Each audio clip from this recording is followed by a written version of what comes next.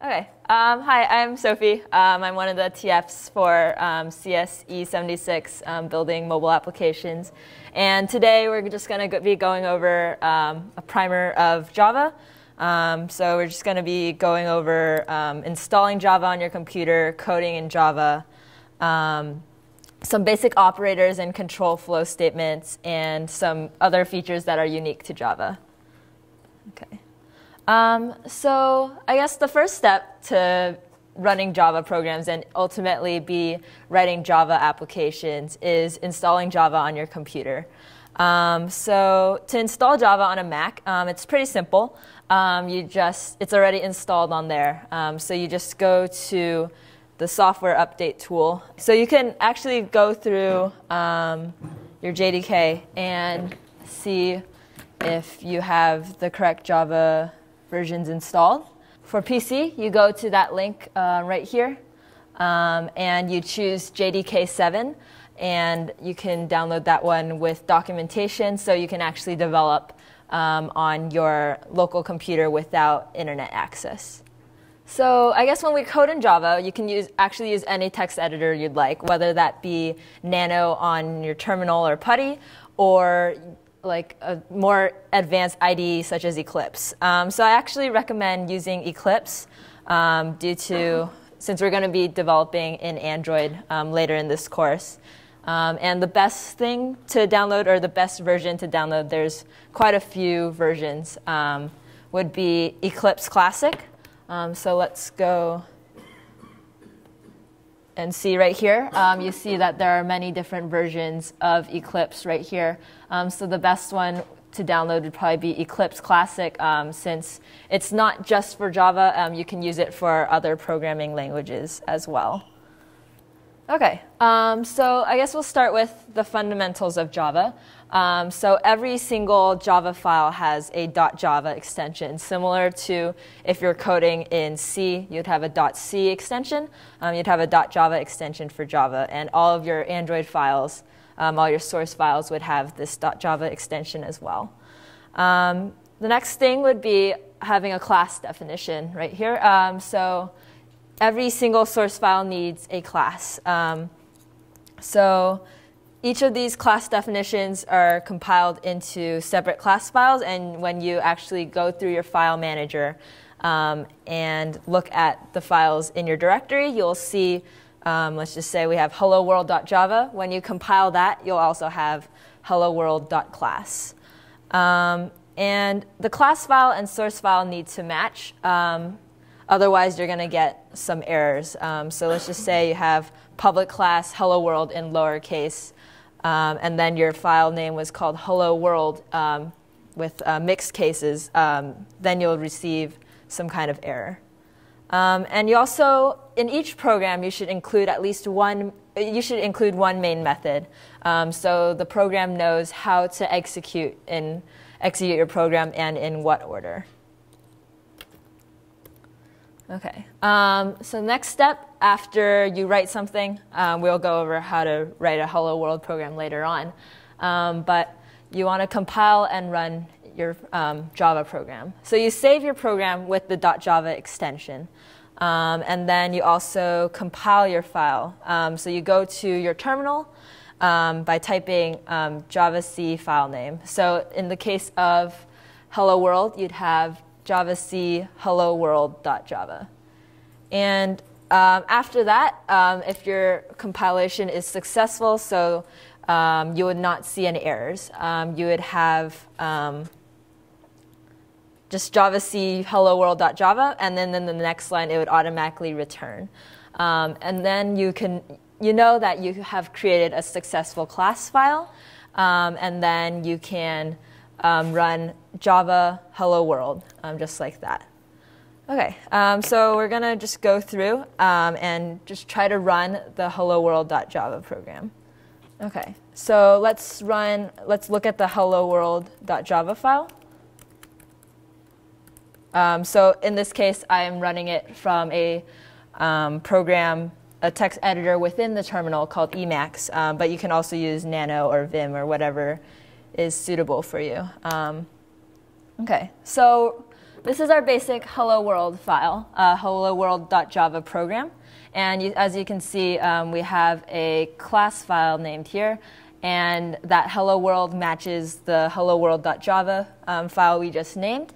And we also have a main method, which tells our compiler and our program like in what order we want to execute some lines. So in this one, we're going to just print out hello, comma, world. So this program will print out hello world. Okay. So we can compile this program by typing javac hello world.java. As you can see, we don't have any errors here. So we know that we completed and successfully compiled a program. So the next step we can do would just be to run our new file, our new class file. So what we would do would be java space hello world. Just get rid of the .java extension when you're actually running the program. So as you can see, it did exactly what we wanted to do, and it printed out hello world right here. Does anyone have any questions so far? OK. So I guess we can go to the next. OK, I'll also show you how to run this hello world in Eclipse as well. So we'll go to source, hello world.java. As you can see here, there is a, you can either press F5 on a PC laptop, or there's a run command here, this green arrow right here where the laser pointer is pointing at. If you click that, then it will also run your file, and it will actually compile and run your file at the same time. Okay. We're going to actually run this as a Java application. Editor does not contain a main type. OK. Actually, I'll show you how to do that in later examples, but you can also code up your Java files right in here. OK, so some standard naming conventions in Java. So for our class names and interface names, so class names being like public class hello world, like in that last example we had, each internal word is, the first letter of each internal word is capitalized.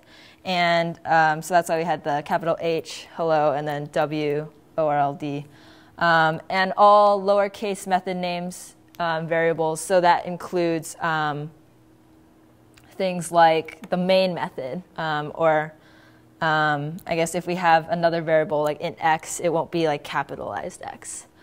And constants, which are like the max value of an integer, would be in all uppercase. Okay, and here are some fun terms that we use in Java. So we use the words like class, methods, and object. Those are probably the biggest or the most common used terms in Java. So a class is just a template that we use to create different objects, which define the objects like properties and behaviors. And methods are similar to what you would see in any other programming language. So main is a method, and you have that C equivalent as well. An object, instance of a class creating using the new operator. So a string, for example, is an object. And as you saw from the hello world example, when we had the main method, we had string bracket bracket args. So in that case, string was our data type, but its first letter was capitalized because it's an object, and an object is kind of like a class in that sense. Okay. And the last thing we'll be going over, just Java fundamentals before we actually start looking at source code, is method overloading. So this is two or more methods in the same class that have the same name but different parameters. So let's just say we have a shape class, and We have triangles and squares. So in that case, we can, I guess we can define the lengths of the sides using methods in the shape class. So we can have like define or set side lengths in side 1, side 2, side 3 for a triangle. But for a square, we can have set side lengths in side 1, side 2, side 3, and side 4. And the compiler will, based on the actual like instance that you're programming in, it will decide which of those two methods or two or more methods that you've overloaded is suitable for that specific task. All right, anyone have questions? OK.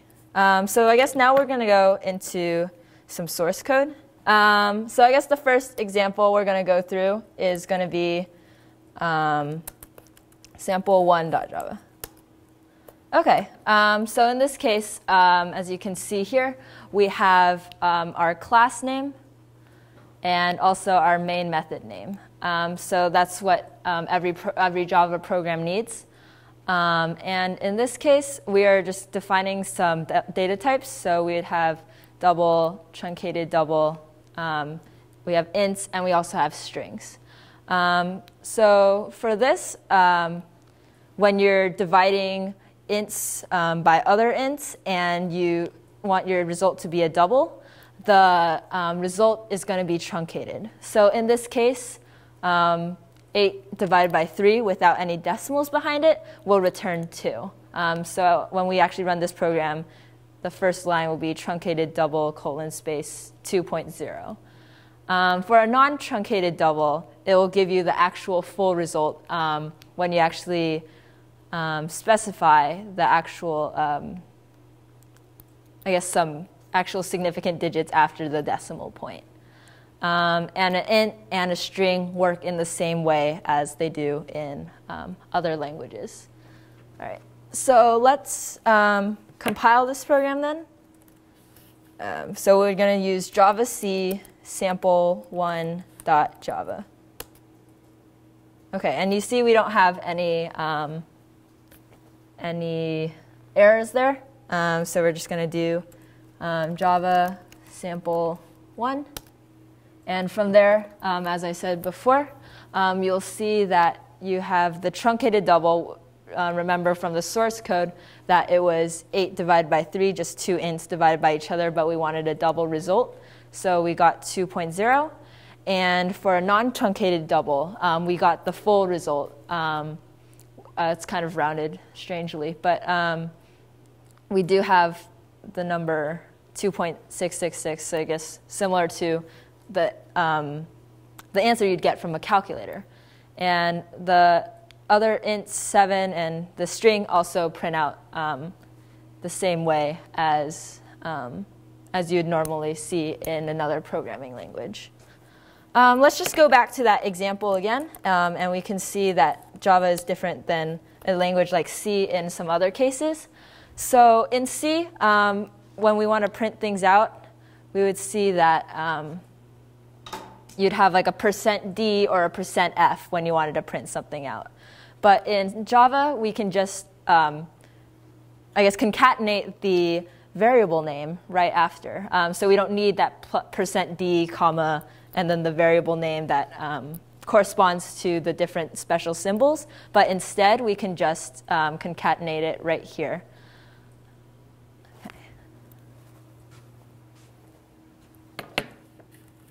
All right, let's go to our next example then. Okay, sample2.java. All right, so in this case, we're going to look at formatting for Java.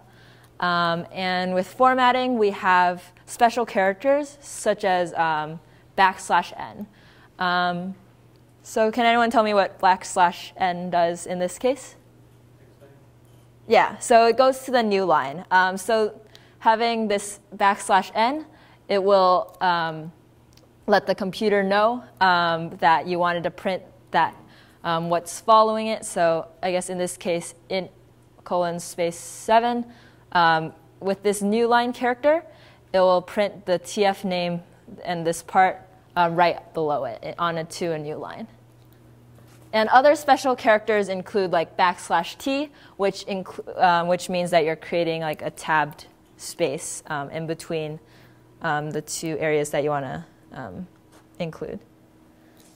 All right, so let's run this program, Java C sample2.java.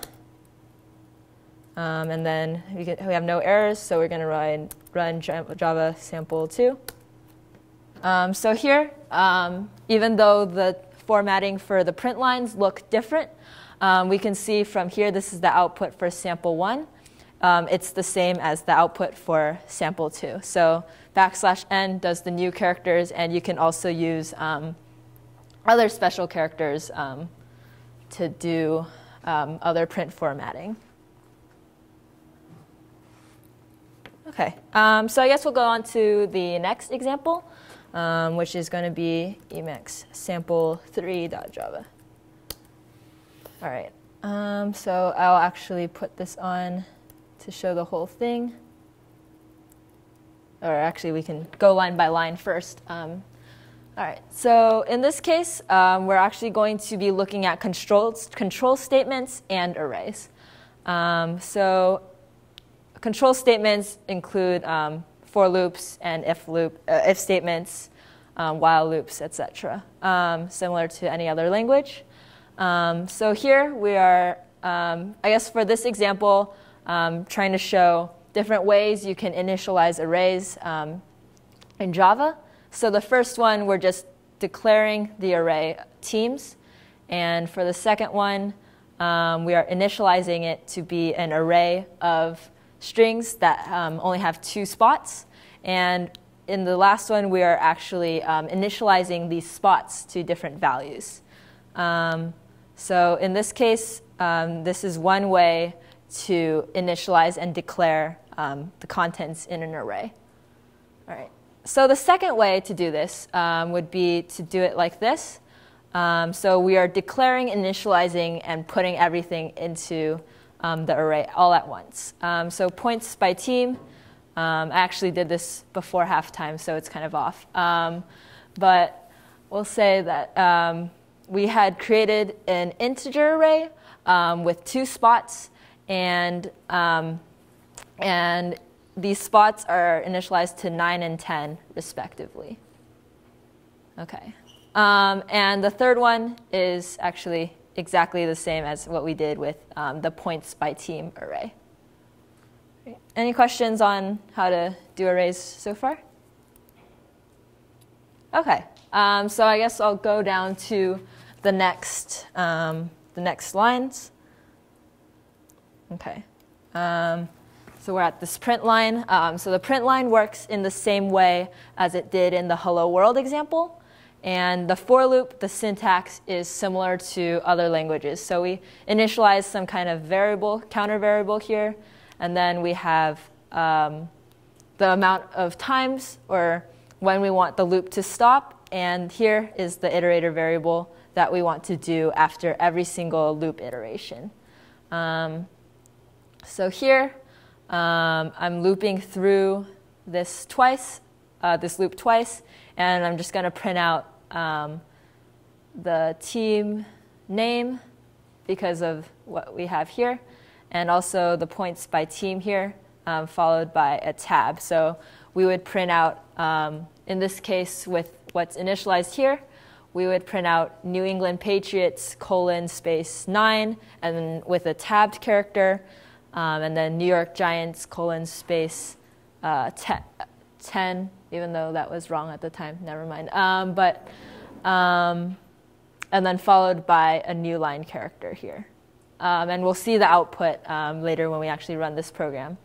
But another way, if you just want to iterate through the array, we can use this other syntax. So total points per quarter dot length.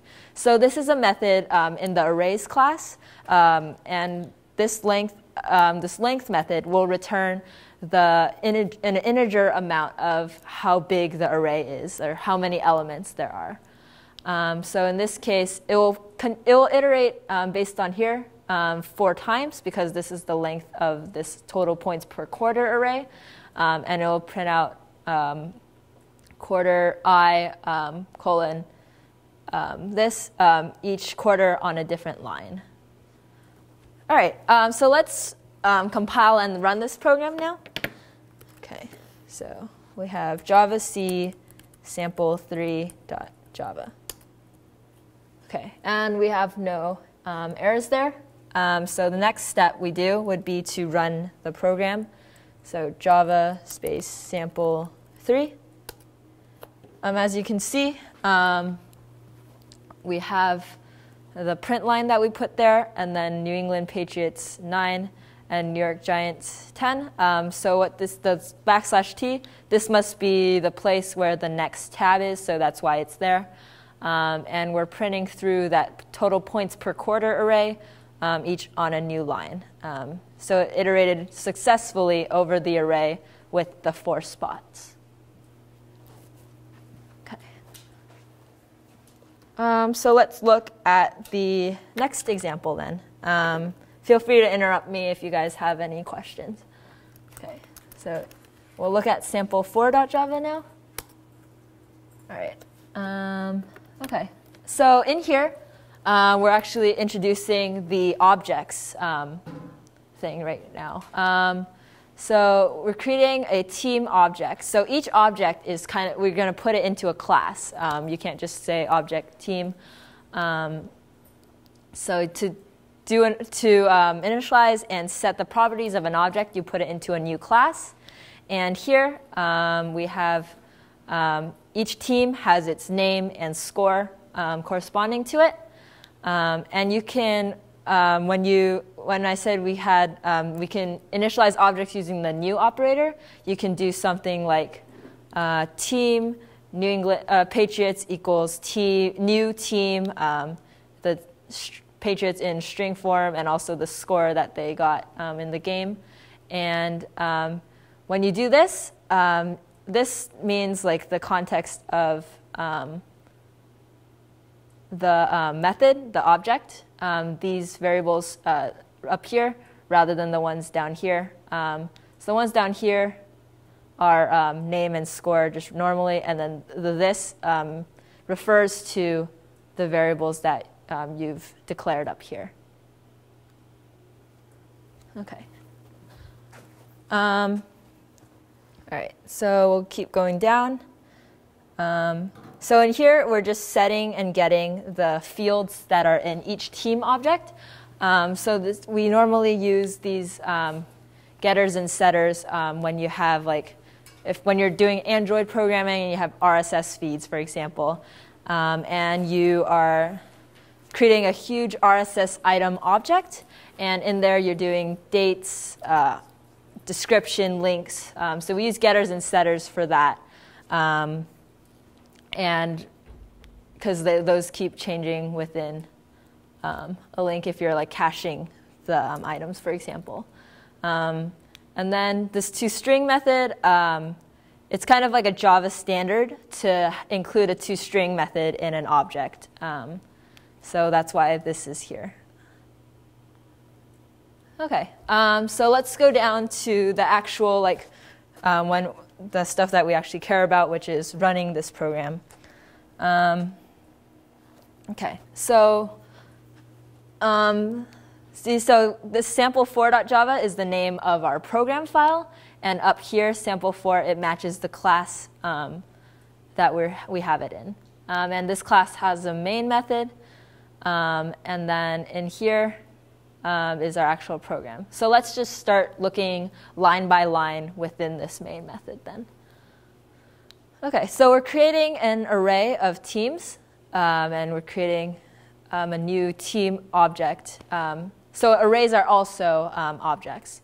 And we're using this new operator to initialize this object. And we're creating an array of teams that is of size 2. And then the next thing is that we are initializing each of these spots to actually hold teams. So we have teams in Zurul array bracket 0. So that's the first element in the array. And we put something in there because we haven't created any teams yet in the code. So we're creating a new team object with its name being New England Patriots and its score being 10. So if you don't put any of the fields, it will automatically set it to, I guess, the null value if you have a string, or the 0 value if you have like an integer or a float. And we're doing the same thing for the New York Giants right here. And this is some pretty printing thing that I felt like doing. And then right here, so we're setting 2 iterator values, or just 2 integers, in I actually being the iterator value. So we are iterating through the number of teams, and going to iterate through this loop twice because teams in Super Bowl is of size 2. And then here, we're printing out the name and then the score that it got. So as you can see here, we're using 2 different syntaxes for getting object fields. So you can do it either this way, teams in Super Bowl I.name. But when you do that, you need to make sure that your file or your field names that you initialize up here are public. Otherwise, you won't be able to do the .name because that's that would be like a private or a protected field. So to make sure to only use the .name syntax, you need to make sure that the field in the other class is public. So all the classes that are referring to it can see it. Okay. Same thing, we are using the getScore method right here to get the score of the team down in the print line right here. Same thing with that. So if your field up above is not public, then you can use this getScore or getName function that you created, granted that it's also a public method. Okay. Anyone have questions on using objects in Java so far? Okay. Let's go and compile and run this program then. Okay. So Java C sample4.java, and then we run it by saying Java sample4. So as you can see, it just printed out the Super Bowl score. I guess this is as of halftime when I was making these slides. So New England Patriots 10 and New York Giants 9. So as you can see, the 2 ways of getting the different fields in there worked in the same manner as each other. All right, so let's go to our method overloading example then. Emacs sample5.java. All right, so for here, we're creating a shape object.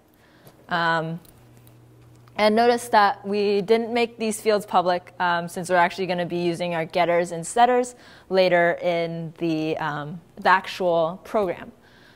So here, we're just creating a constructor, which is letting the compiler know how to initialize this object. And right here, we are setting the side. Here, we're getting the side. And here, this is actually where things get a little bit interesting since we're doing some method overloading. Okay. So notice that these two methods have the same name, but different parameters. So we're just going to say that this is setting the side lengths for a triangle with 3 parameters, side 1, side 2, and side 3. And here, this second method, the second set side lengths method, has the parameters of side 1, side 2, side 3, and side 4. So we'll go down to the actual program now and see how these are used. Okay. Okay, so see that we're calling this set side lengths method for each of these different shapes that we have. So the set side lengths method, for this one, it will refer to the first set side lengths method that we included in our shapes class. And the second one, when it compiles, it will refer to the second set side lengths method that we declared in our object. Okay. So any questions on this part? Okay. So let's run this program just to make sure everything is in working condition. Java sample 5. Okay, as you can see, in my toString method, I included how to print out each shape. So that was the number of sides and the side lengths, and it printed each side length separately here. Okay, so I guess for the last part of this section, that's all the code examples I have, but I'll show you how to actually compile this in Eclipse, since that's what you're going to be using for, I guess, the first half of this course. Pointer is over here. Okay, so we'll go to use Eclipse. So notice that these files are all the same. Okay, actually, expand this out. And get rid of this. All right. So here we're going to see how we run files. Actually, not that part. Okay. Okay. So here we're going to find the run button.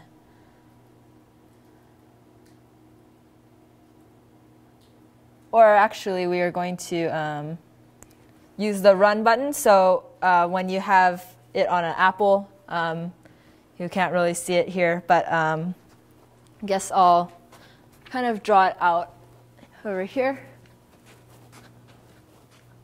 So in your window, you have, for a Mac at least, you have this toolbar here. This has your Apple and your program name, which will be Eclipse in this case, since we're using Eclipse. And one of these functions is the run dialog. With this run dialog, when you press it, you'll have this menu come out, and run is the first, should be the first item that you have in this menu.